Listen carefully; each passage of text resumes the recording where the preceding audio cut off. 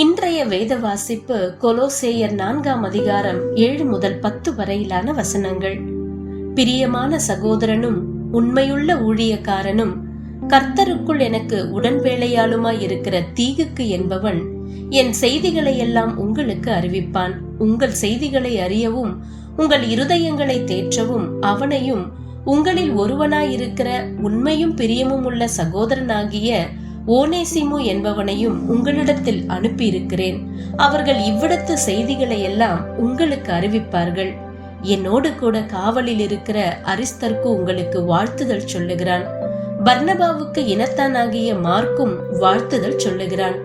இவனை குறித்து கட்டளை பெற்றீர்களே, இவன் உங்களிடத்தில் வந்தால் இவனை அங்கீகரித்துக் கொள்ளுங்கள். இன்றைய நற்செய்தி, உங்கள் அன்புக்குரியவர்களை நேசியுங்கள். ஆமோஸ் கர்வமுள்ள ஒரு ஊதாரி. டேனி சுய சந்தேகத்தால் உடைக்கப்பட்ட தனிமையானவன். எப்படியோ இந்த விசித்திரமான அறிவாளிகள் நண்பர்கள் ஆயினர்.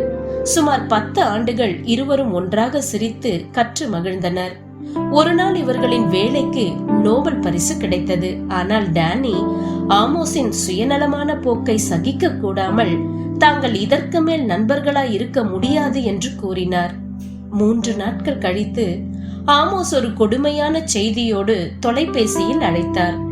மருத்துவர்கள் அவருக்கு புற்றுநோய் இருப்பதை கண்டறிந்தனர். மேலும் அவர் உயிர் வாழ 6 மாதங்கள் அவகாசம் கொடுத்திருந்தனர். டேனியின் உள்ளம் உடைந்தது. நாங்கள் எப்படிப்பட்டவர்கள் என்று நீங்கள் எண்ணினாலும் சரி, நாங்கள் நண்பர்கள் என்று கூறினார். பவுல் சற்றே கடினமான தொலைநோக்கு பார்வையாளர். மேலும் பர்னபா மென்மையான இருதயம் கொண்ட ஊக்குவிப்பாளர். ஆவியானவர் இவர்கள் இருவரையும் இணைத்து அருட்பணி பயணத்தில் ஒன்றாக அனுப்பினார். அவர்கள் பிரசங்கித்து சபைகளை நிறுவினார்கள். மார்க்குவின் பிரிவினால் உண்டான கருத்து வேறுபாடு மட்டில் ஒன்றாக இருந்தார்கள். பர்னபா மார்க்குவிற்கு 2ஆம் வாய்ப்பு அளிக்க மனதாயிருந்தார்.